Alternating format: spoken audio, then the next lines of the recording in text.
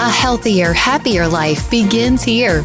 Welcome to Mercy Moments, a podcast by Mercy Health in association with True Chat. Did you know May is Mental Health Awareness Month? And this year's theme is Tools to Thrive. Chosen because of the COVID-19 pandemic and the ways that trauma, sudden illness, and cancer can affect mental health. In fact, it is now estimated that 1 in 4 people will develop cancer in their lifetime. And good mental health is often a key to recovery and survival. Thank you for tuning in today. I'm your host for Mercy Moments, T. Allen Sealer, coming to you from Champaign County here at True Chat Studios in Urbana, Ohio. Our guest today is a licensed professional clinical counselor at Mercy Health in Springfield, Ohio.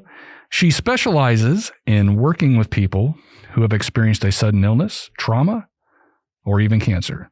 Please welcome to the program, Cindy Beatty. Thank you, Terry. I feel honored to be here. Thanks for having me. So can you tell our listeners a little more about yourself? I am, as you said, a licensed professional clinical counselor with the state of Ohio, and I have been working as a counselor in Springfield for the past 11 years at City Lookout, which is a nonprofit in Springfield, Ohio, and we specialize there in trauma.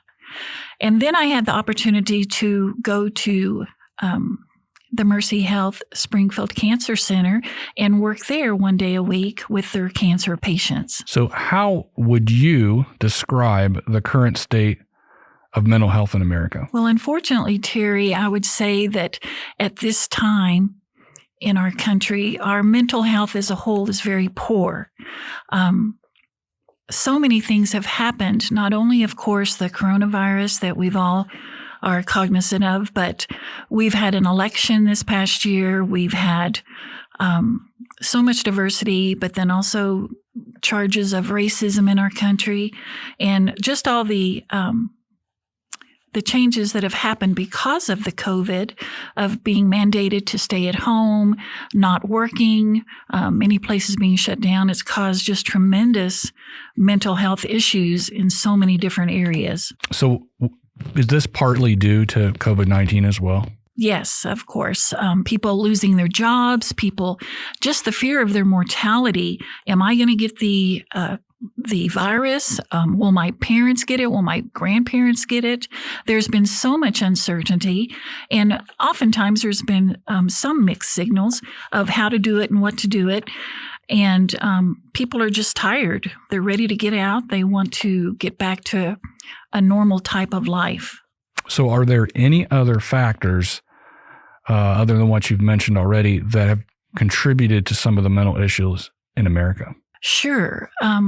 I would say with our youth, especially our 18 to 24-year-olds, we've had a lot of senses of isolation, fear for their futures. The suicidal rate has increased in that area. We've also just had people in our adults worrying about their jobs, what the future holds, kind of putting their lives on hold. And then in our older population, of course, with our more elderly senior population, there's been an increased sense of isolation. Now, I know you guys also deal with people that have certain cancers, correct? Yes. Well, at the Cancer Center, we treat all types of cancer. And so therefore, I treat whoever has been screened and has been recommended for counseling. So what exactly happens to someone when they hear the words, "you have cancer"? Wow. When somebody hears the words, "you have cancer," people almost always equate that with a death sentence. They think that cancer equals death. You know, everyone reacts differently, so there's no way that is right or wrong.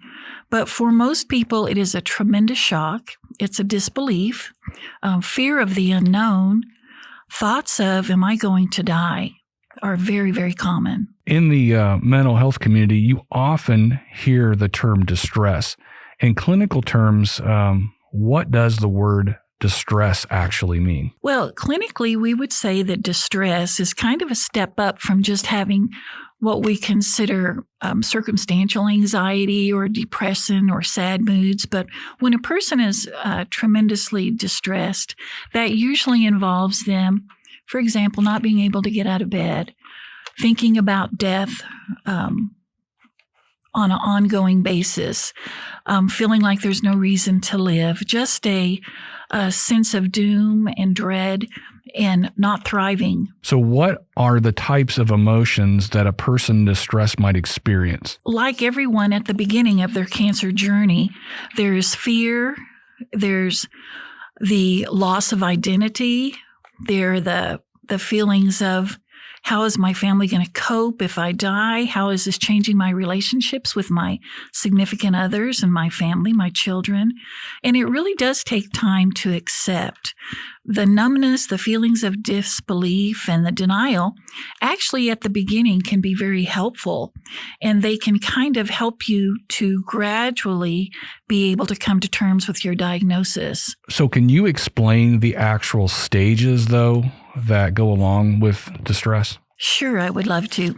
Well, like I said previously, everyone reacts differently, and there is no one way that is right or wrong. So for most of us, we go through the different stages of fear, anger, anxiety, worry, depression, feeling very overwhelmed, loss of control of our life, loss of identity. And it takes quite a long time to come around to feelings of acceptance. The loss of our health, impacts all parts of our being. The possible loss of our job. Will I be able to work?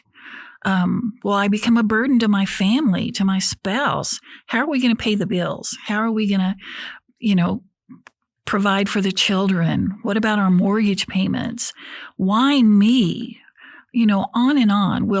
We think, will I die? Is this treatment even going to work? It's just a total loss of control of life. And it does take time to accept. These feelings of numbness, of disbelief and denial, even though they can protect you for a while, they do need to be worked through. And when a person is not able to, with the support of their family, that's where counseling can come in, can be very helpful when sometimes not even the individual realizes, but maybe their family or their doctor, that they're stuck and they need extra support through counseling. We'd like to take this time to remind our listeners that all of True Chat's podcasts help pursue a common goal: to educate people by providing honest, open, and respectful conversations. To learn more about Mercy Moments, listen to the recap at the end of the program. And to search for previous episodes or find ways to listen, please visit us at mercymoments.org. Welcome back. So just to recap, our conversation today has been about unexpected illness, mental health, and cancer survival. And my guest today has been Cindy Beatty. Cindy, welcome back.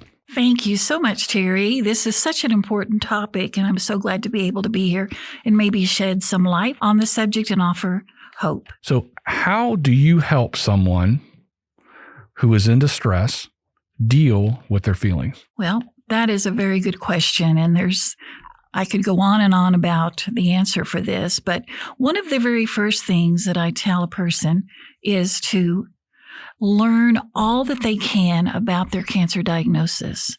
Learn and study and Google and ask questions, read books. The more you know, the more that you're going to feel like you have control. And then I say, get to know your cancer team, your cancer care team. Talk to your doctor, talk to your nurse practitioner, ask questions of the nurses, seek out any resource that your cancer center has. For example, we at Mercy Health Cancer Center, we have exercise programs specific for cancer. We also offer massage. We have a wonderful ministry of helping women with their hair needs, for coping with their hair loss. And then again, also, I think it's just so wonderful that we have introduced counseling into the team to help people with their diagnoses. So how does someone know when they need help?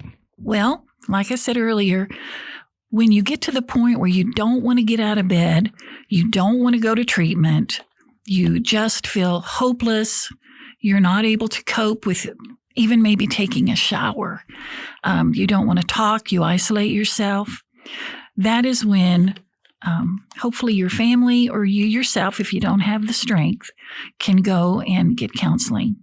Often, too, our doctors, they all do screening. They do a mental health screening in the office.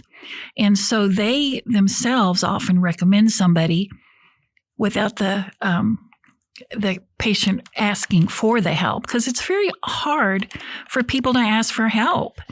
People feel like they have this thought that they have to be strong and carry this burden, and they don't want to upset their family any more than they already are. So they suffer in silence, and that is something we absolutely do not want for any of our patients, is for them to feel like they have to handle this alone. You are not alone, and we want to help you, and we're there to help. So I think you touched on this a little bit earlier.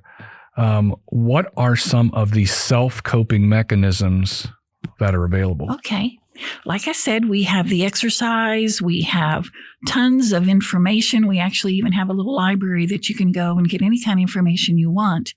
But then when we are talking about what can a person individually do, by coming to counseling, first of all, just talking it out can be so therapeutic, and it can help a person get things off their chest that they don't want to tell their family because they don't want to burden them. And maybe they are afraid if they tell their family, it will frighten them or scare them.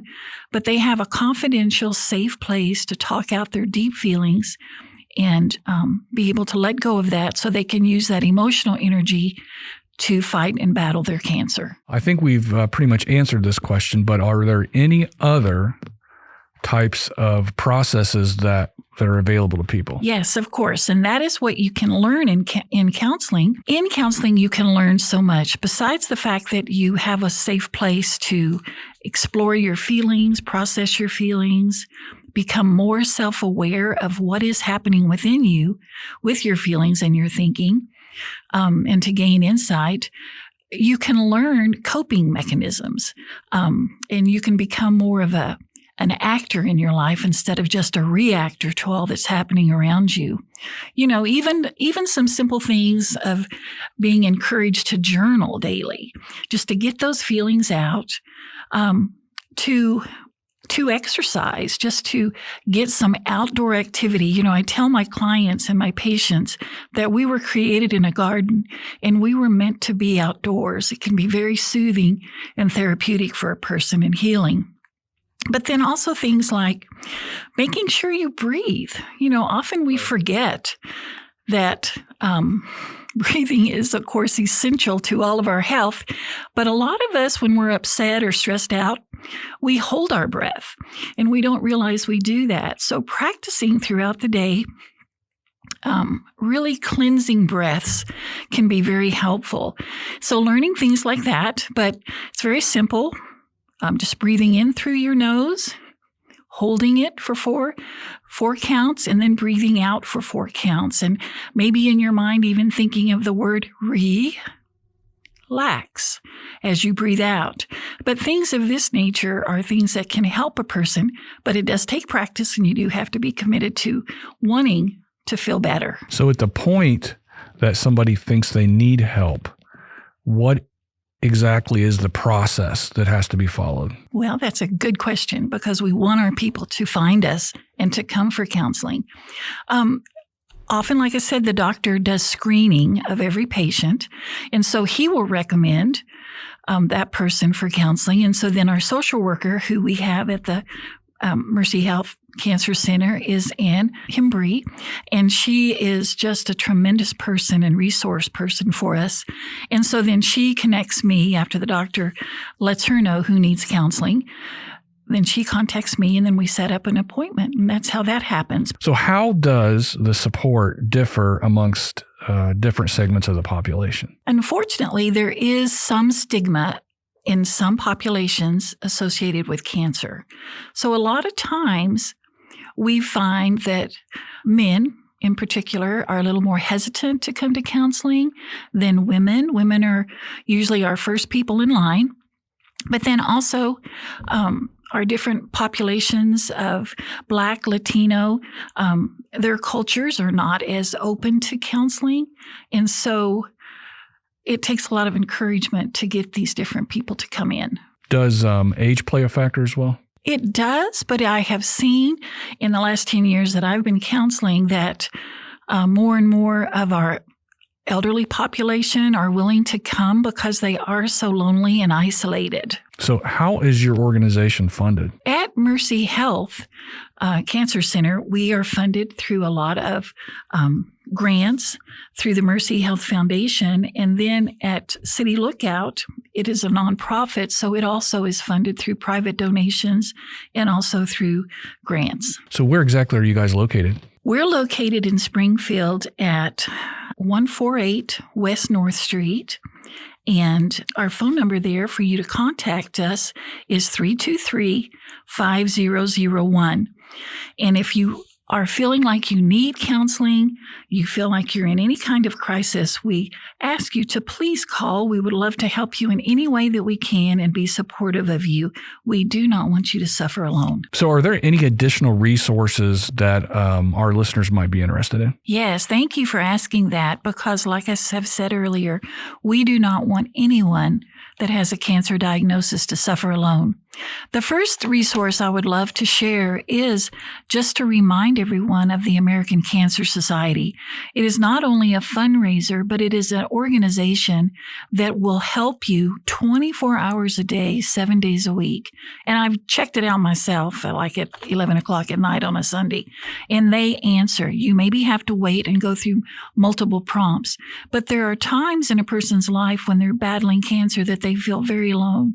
And often it can be in the middle of the night when you're not able to sleep, you're feeling nauseated, and you just need someone to talk to. The number is 1-800-227-2345.